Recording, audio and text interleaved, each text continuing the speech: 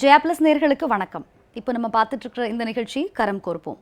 ஒவ்வொரு வாரமும் முக்கியத்துவம் வாய்ந்த ஒரு நிகழ்வு குறித்து பார்த்துட்டு வரோம். அந்த வகையில் இன்னைக்கு கரம் கோர்ப்போம் மூலமாக நாம் பார்க்க போகிறது சமூகத்தில் பெண்களுக்கான மதிப்பும் பாதுகாப்பும் பற்றி தான். வாங்க நிகழ்ச்சிக்கு போகலாம்.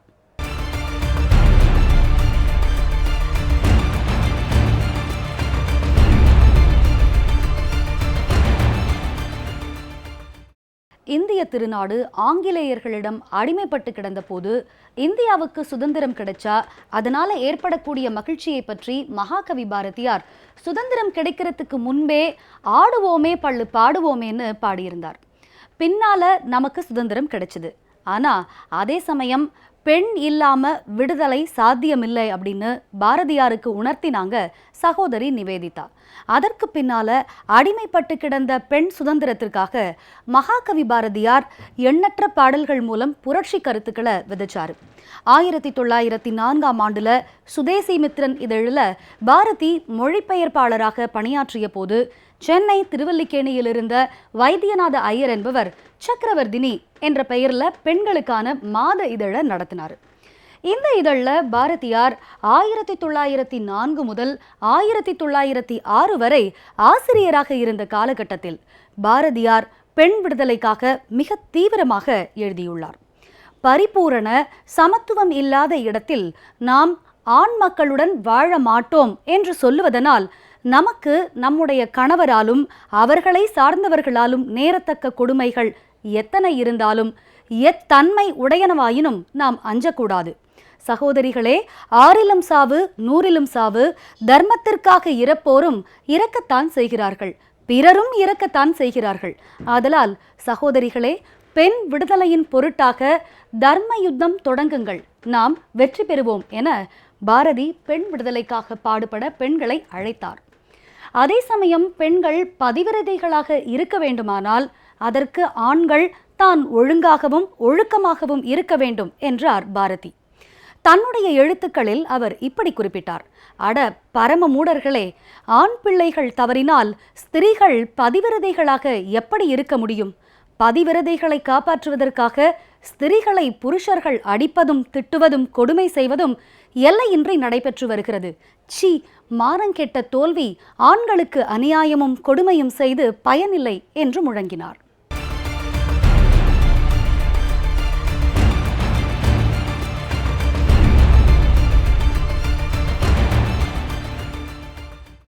எட்டும் அறிவினில் ஆணுக்கு இங்கே பெண் இளைப்பில்லை கான் என்று கும்மியடி என்ற மகாகவி பாரதியின் பாடல் வரிகள் இன்று மெய்யாகி வருகிறது.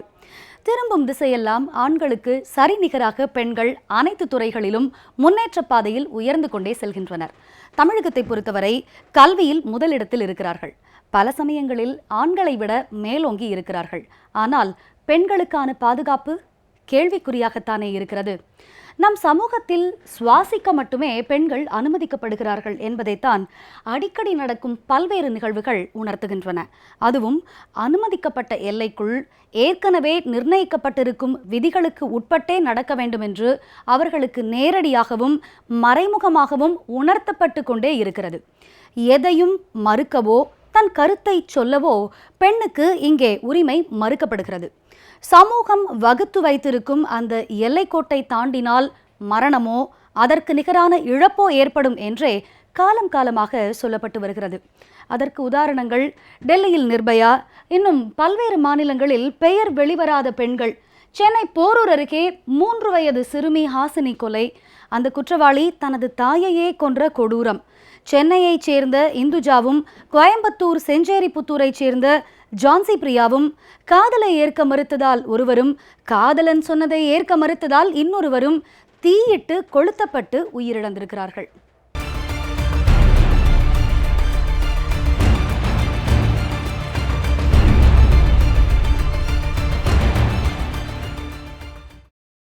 நம் சமூகத்தில் சுவாசிக்க மட்டுமே பெண்கள் அனுமதிக்கப்படுகிறார்கள் என்பதைத்தான் அடிக்கடி நடக்கும் பல்வேறு நிகழ்வுகள் உணர்த்துகின்றன. அதுவும் அனுமதிக்கப்பட்ட எல்லைக்குள் ஏற்கனவே நிர்ணயிக்கப்பட்டிருக்கும் விதிகளுக்கு உட்பட்டே நடக்க வேண்டும் என்று அவர்களுக்கு நேரடியாகவும் மறைமுகமாகவும் உணர்த்தப்பட்டு கொண்டே இருக்கிறது. எதையும் மறுக்கவோ தன் கருத்தை சொல்லவோ பெண்ணுக்கு இங்கே உரிமை மறுக்கப்படுகிறது.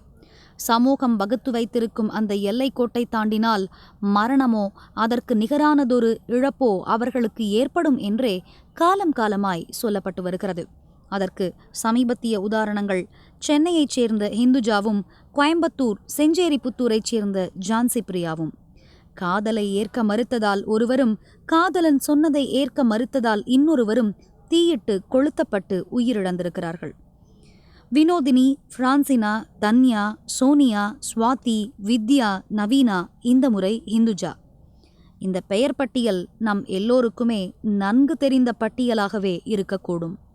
ஆம், இவையெல்லாம் சமீப காலத்தில் கொடூரமான முறையில் கொல்லப்பட்ட இளம்பெண்களின் பெயர்கள்.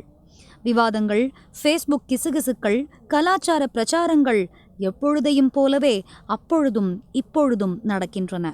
உடனுக்குடன் அழுது, உடனுக்குடன் சிந்தித்து, உடனுக்குடன் சிரித்து, உடனுக்குடன் மறந்து போகும் வாய்ப்பை இந்த சமூக வலைதளங்கள் உருவாக்கி கொடுத்திருந்தாலும் இந்துஜா கொலைக்கான எதிர்வினைகளை கவனித்தால் பேசி பேசியே வீரியம் குறைந்து போயிருப்பதை உணர முடிகிறது. பெண்களின் மீதான தாக்குதல்கள் சகஜம்தான் என்கிற மனநிலை இளைஞர்களிடமும் வந்துவிட்டதோ என்கிற அச்சத்தையும் இது ஏற்படுத்துகிறது. இது போன்ற கொலைகள் புதுசா இன்னிக்கு நேத்திக்கு நடக்கிறதில்ல.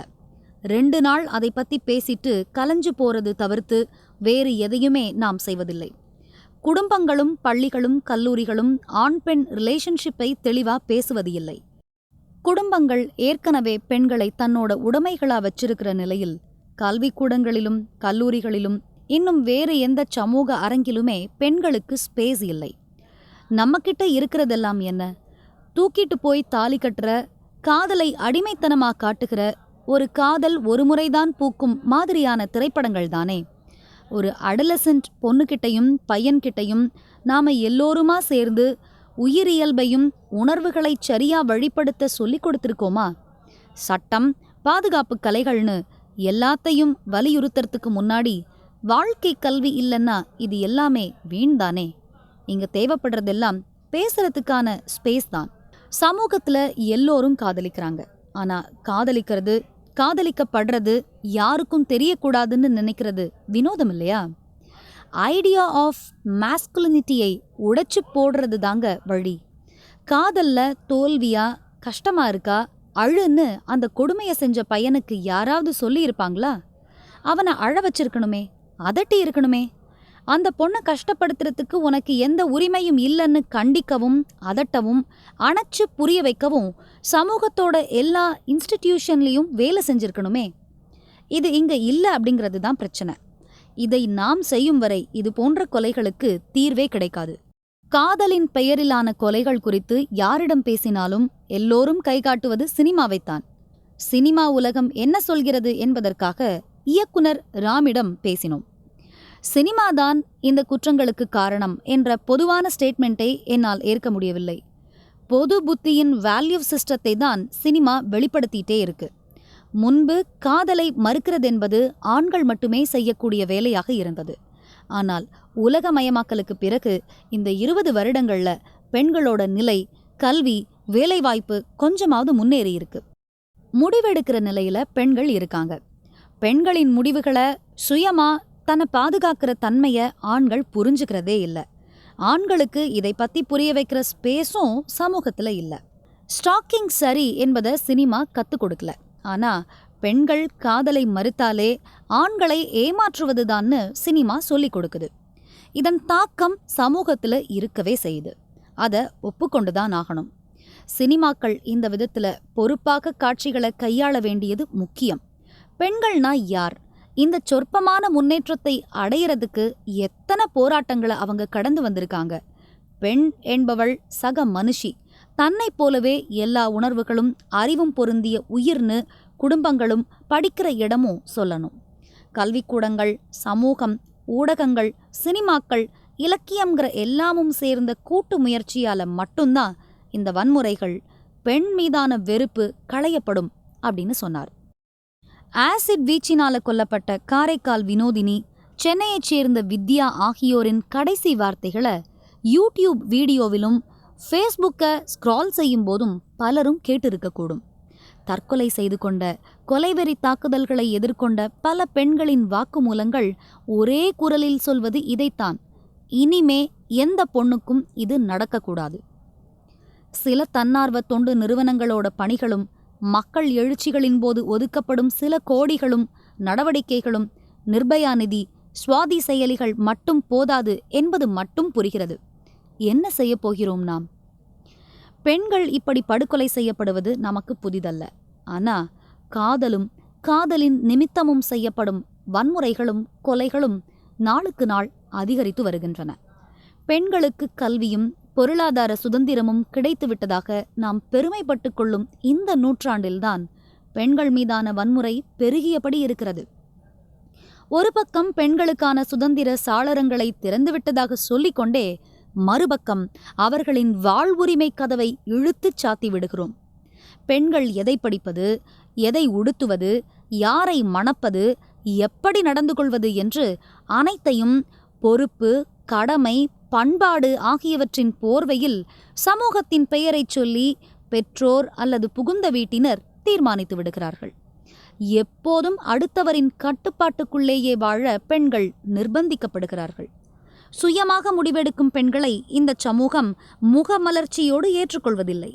முடிவெடுக்கும் வயது வரவில்லை என்று குட்டவோ, அடக்கமே அழகு என்று தட்டி வைக்கவோ செய்கிறது. காதலை நிராகரிப்பதும் ஏற்றுக்கொள்வதும் பெண்ணின் உரிமைகளுக்குள் வராதா? ஒருவரை பிடிக்கவில்லை என்பதற்காக மறுப்பது அத்தனை பெரிய குற்றமா? அதற்கு உயிரையே விலையாக தர வேண்டுமா? காதலித்ததற்காக, காதலிக்க மறுத்ததற்காக, கணவனுக்கு இணங்க மறுத்ததற்காக, இப்படி பல காரணங்களுக்காக பெண்கள் மீது அமிலம் வீசப்படுகிறது. பயங்கர ஆயுதங்களால் அவர்கள் தாக்கப்படுகிறார்கள். தீயின் கோர நாவுகளுக்கு பலியாகிறார்கள். அப்போதெல்லாம் உயிரிழந்த பெண்களுக்கு அஞ்சலி செலுத்துவதும் சட்ட வரைவில் மாற்றங்கள் கோருவதும் மட்டுமே அதிகபட்ச எதிர்வினையாக இருக்கின்றன. ஆனால் தவறு இழைத்தவர்களுக்கு தண்டனை கிடைப்பதில் ஏற்படுகிற கால தாமதமும், சில வேளைகளில் தண்டனையிலிருந்து தப்புவதும் நடக்கிற போது சட்டங்களின் வழியாக கூட பெண்ணுக்கு நீதி கிடைக்காதோ என்ற அயர்ச்சி ஏற்படுகிறது. உலகமயமாக்கல், பெருகி வரும் வசதி வாய்ப்புகள், கட்டற்ற சுதந்திரம், குடும்ப அமைப்புகளில் நிலவும் சீர்கேடுகள், காட்சி ஊடகங்களின் தாக்கம், எல்லையில்லா இணையவெளி உள்ளிட்ட அனைத்தும் பெண்கள் மீதான வன்முறைக்கு காரணங்களாக சொல்லப்படுகின்றன. காரணங்களை அடுக்குகிற நாம் தீர்வு தேடுவதில் அவ்வளவு முனைப்பு காட்டுவதில்லை. தீர்வை நோக்கிய தேடல்தானே பெண்களின் வாழ்வுரிமையை உறுதிப்படுத்தும்.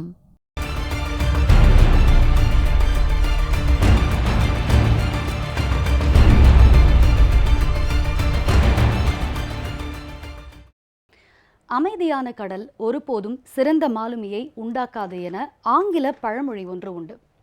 மனித இனத்தின் வரலாற்றை புரட்டி பார்த்தால் ஒவ்வொரு வெற்றிக்கும் முயற்சிதான் படிக்கட்டுகளாக இருந்திருக்கின்றன. ஆற்றின் ஓட்டத்தில் இறந்த மீன்கள் போய்கொண்டே இருக்கும். ஆனால் உயிருள்ள மீன்கள் நீரோட்டத்தை எதிர்த்து போராடும். உண்மையான வாழ்க்கை போராட்டம் நிறைந்ததே. ஆனால் இன்றைய நவீன கால மனிதன் மறைவான, முகம் தெரியாத ஒரு வாழ்க்கையையே வாழ துடிக்கிறான். சமூக வலைத்தளங்களில் முன்பின் தெரியாத, முகம் தெரியாத நபர்களுடன் எல்லாம் நாள் தவறாமல் தொடர்பில் இருப்பதும், ஃப்ரெண்ட் ஆஃப் ஃப்ரெண்ட் என்ற அறிமுகமான ஒருவருடன் உயிர் நட்பு வளர்ப்பதும் உண்மையான சந்தோஷம் என்று நம்புகிறோம். வேண்டாம் ஆபத்துகள் நிறைந்த அந்த இணைய வழி உறவு வட்டம். அதிலிருந்து வெளியேறி உறவுகள் வேண்டும் என்ற உணர்வோடு இதய வழி நட்புக்கு பெண்கள் மாற வேண்டும். நட்பாக பழகும் மனிதர்களையே நம்ப முடியாத காலகட்டத்தில் நாம் காதல் கோட்டை திரைப்படம் போன்று முகம் தெரியாத, போலியான அடையாளங்களோடு அறிமுகமாகும் நபர்களோடு பழகுகிறோம். இது பற்றிய கதைகள் நிறைய வந்து கொண்டுதான் இருக்கின்றன.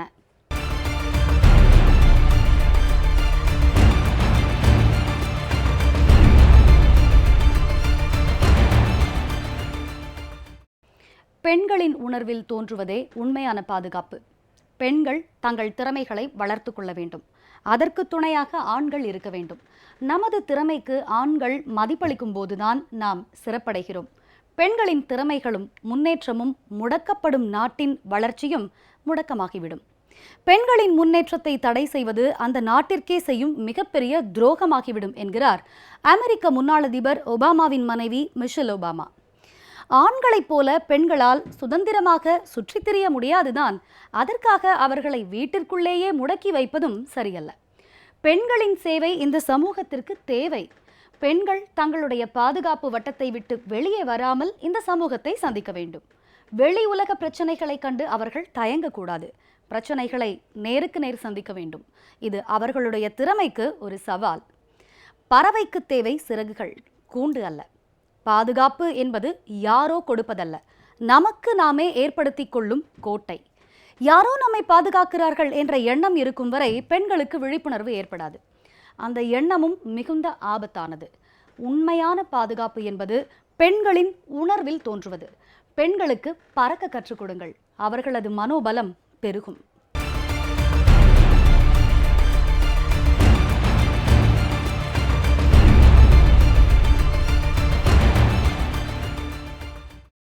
எது எதையோ எவ்வளவு தொலைவில் உள்ளது எல்லாமோ நாம் இருந்த இடத்திலிருந்தே பார்க்கின்றோம்.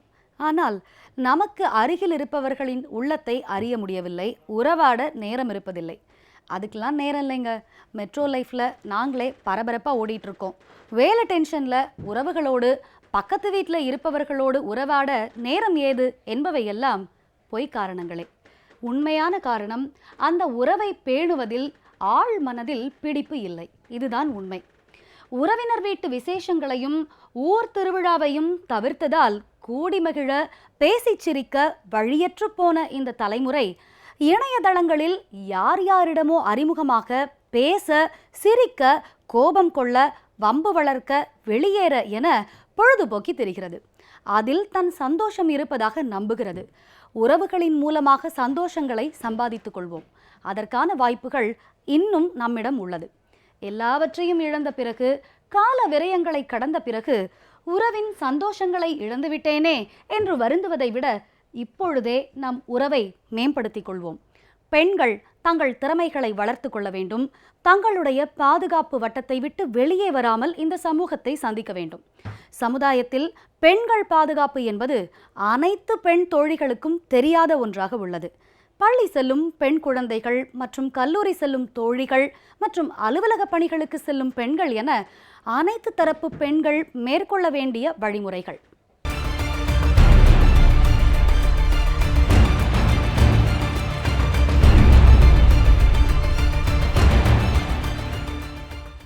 இப்போதைய சட்டங்களே போதுமானவை.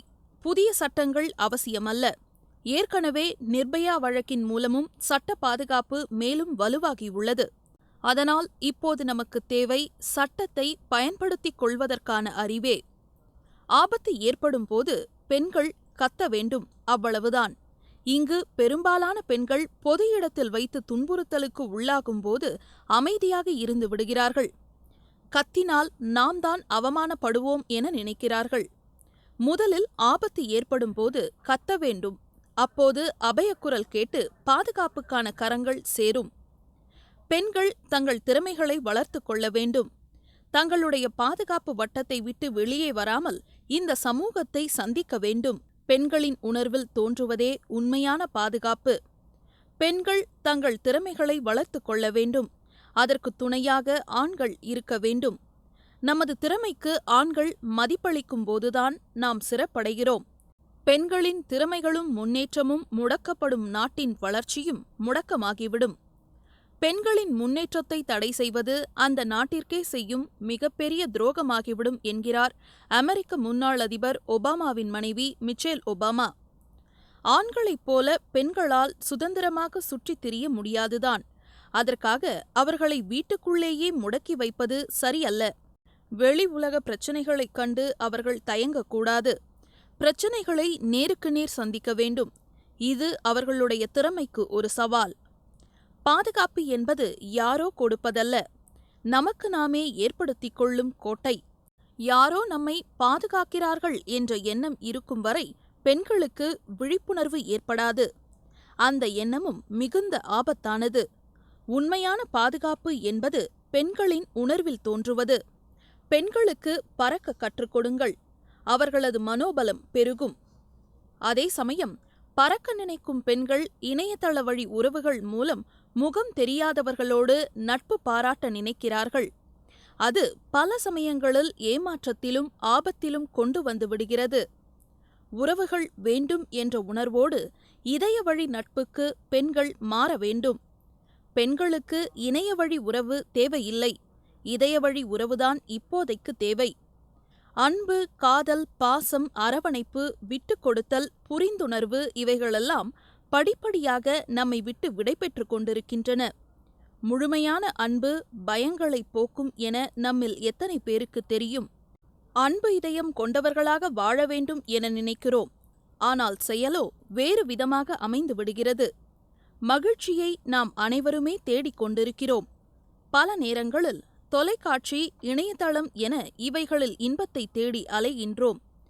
சமூக வலைதளங்களில் முன்பின் தெரியாத, முகம் தெரியாத நபர்களுடன் எல்லாம் நாள் தவறாத தொடர்பில் இருப்பதும், உயிர் நட்பு வளர்ப்பதும் உண்மையான சந்தோஷம் என நம்புகிறோம்.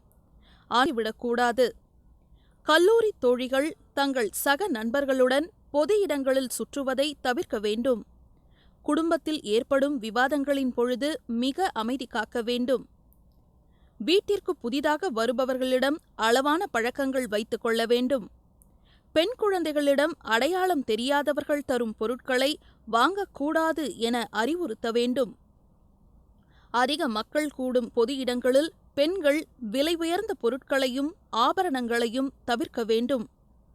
வயது வந்த பெண்களோ அல்லது பெண் குழந்தைகளையோ தனிமையாக பொது இடங்களுக்கு அனுப்புவதை தவிர்க்க வேண்டும். வீட்டில் தனியாக இருப்பதை முடிந்தவரையிலும் தவிர்க்க வேண்டும். அல்லது அருகில் உள்ளவர்களின் தொலைபேசி எண்களை வைத்துக் கொள்ள வேண்டும். தேவையற்ற தொலைபேசி எண்களுக்கு அழைப்பதோ அல்லது தொடர்ச்சியான அழைப்புகள் வருமானால் வீட்டில் தெரியப்படுத்த வேண்டும்.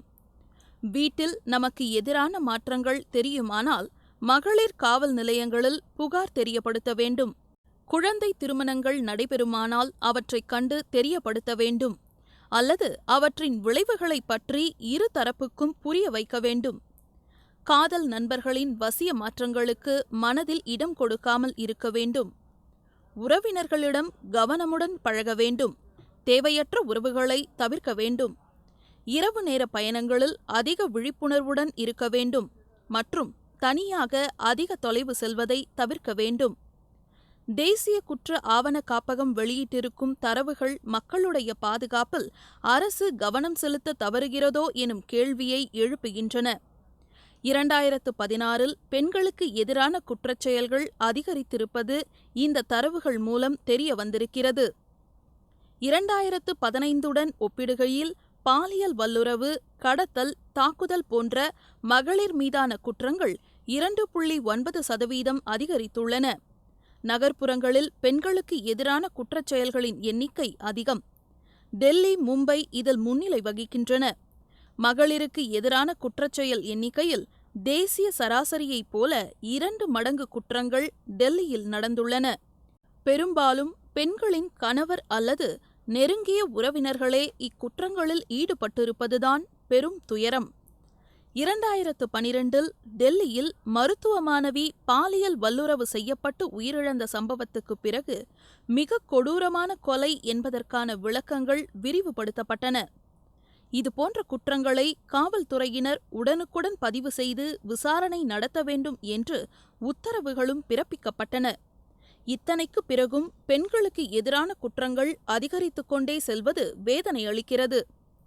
வழக்கமான கொலை, கொள்ளை, பாலியல் வல்லுறவு தவிர சிறிய அளவிலானவை என்று கருதப்படும் குற்றச்செயல்களும் பதிவாக வேண்டும். குற்ற எண்ணிக்கையை குறைத்து காட்ட வேண்டும் என்ற முனைப்பை விட குற்றங்களே நடைபெறாமல் தடுப்பதுதான் மிக மிக முக்கியம். அரசும் காவல்துறையும் உணர வேண்டிய தருணம் இது.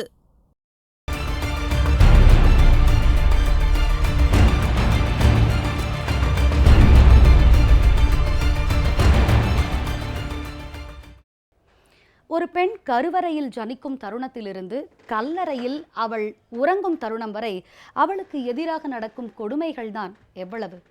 நாடு, இனம், மதம், மொழி, வயது, பொருளாதார நிலை என எந்த பாகுபாடும் இல்லாமல் அனைத்து நிலைகளிலும் வன்கொடுமை அரங்கேறி கொண்டிருப்பது மறுக்க முடியாத, வேதனை அளிக்கக்கூடிய உண்மை. மங்கையராய் பிறப்பதற்கே மாதவம் செய்திட வேண்டுமம்மா என்ற கவிமணியின் வைர வரிகள் பெண்களுக்கு நம்பிக்கையூட்டும் அருமருந்தே. இருந்தாலும் இன்றைய பெண்களுக்கு எதிராக நடக்கும் வன்கொடுமைகளும் பாலியல் வன்முறைகளும் இனியும் நீடிக்கும் எனில் இதுபோன்ற நம்பிக்கை வார்த்தைகள் வெறும் அலங்கார வாக்கியங்களாக மாறிவிடும் அபாயமே உள்ளது. அந்த அபாயம் கூடாதே. பாண்டவர் சபையில் துகிலுரியப்பட்ட பாஞ்சாலியின் சபதம் நிறைவேறிவிட்டதாக வரலாறு கூறினாலும் நவீன துச்சாதனர்கள் பெண்களுக்கு இழைக்கும் கொடுமைகளையும் அநீதிகளையும் எதிர்த்து பாஞ்சாலியே இன்னொரு ஜனனம் எடுத்து புதியதொரு சபதத்தை மேற்கொள்ளும் நிலை வந்தாலும் ஆச்சரியப்படுவதற்கில்லை. உலகில் ஏதோ ஒரு மூலையில் ஒரு பெண்ணின் அபல குரல் ஒலித்து கொண்டுதான் இருக்கிறது. நிர்பயா, வித்யா, வினோதினி, உமாமகேஸ்வரி என்று தொடர்கதையாக காம வெறி கொண்ட மிருகங்களின் இச்சைக்கும் அமிலம் போன்ற நவீன ஆயுதங்களை கையில் ஏந்தி புறப்பட்டிருக்கும் நவீன துச்சாதனர்களின் வெறிக்கும் பலியாகி கொண்டிருக்கும் அன்பு உயிர்களின் நிலை தொடர்ந்து கொண்டுதான் இருக்கிறது. ஆண் ஆதிக்க சமூகத்தில் இந்நிலை என்றுதான் மாறுமோ? ஒவ்வொரு சட்டமும் பெண்களுக்கான பாதுகாப்பு அரணாகவே இயற்றப்பட்டுள்ளது. பெண் விடுதலைக்காக குரல் கொடுத்த பெரியார், பாரதி போன்ற தீர்க்க தரிசிகளின் கனவுகள் மெய்ப்பட வேண்டுமெனில், உண்மையான சுதந்திர காற்றை ஒரு பெண் சுவாசிக்க வேண்டுமெனில், பெண்களை போற்றும் ஒரு பண்பாட்டை நம் நாடு கடைபிடிக்க தொடங்க வேண்டும். எந்த ஒரு சமுதாயம் பெண்மையை போற்றுகிறதோ அந்த சமுதாயம் மட்டுமே மேம்பட்ட நாகரிக சமுதாயம் என்று மார்தட்டி கொள்ள முடியும். பெண்களுக்கு எதிராக நடைபெறும் பெரும்பாலான குற்றங்களில் தவறு செய்யக்கூடிய ஆண் பெண்ணினத்தை மதிக்கக்கூடிய எண்ணம் இல்லாமல் இருக்கிறான். பெண்களை தண்டிப்பது அவர்களுடைய தார்மீக உரிமை என்ற எண்ணத்தில் பெண்களுக்கு எதிரான வன்முறையை நித்தம் அரங்கேற்றிக் கொண்டிருக்கிறான். ஒரு ஆண் குழந்தை வளரும் போதே பெண்ணை மதிக்கக்கூடிய எண்ண அலைகள் அவனுக்குள் இருக்குமேயானால் அவன் பெண்களுக்கு எதிரான எந்தவித குற்றத்தையும் செய்ய எத்தனிக்க மாட்டான். ஆகவே பெண்கள் நம் இனம், நம் சகோதரி, நம் அன்னை என்பதை இந்த ஆண் சமூகம் உணர வேண்டும். அடுத்த வாரம் மேலும் புதிய நிகழ்வுகளோடு உங்களை சந்திக்கிறோம். நன்றி, வணக்கம்.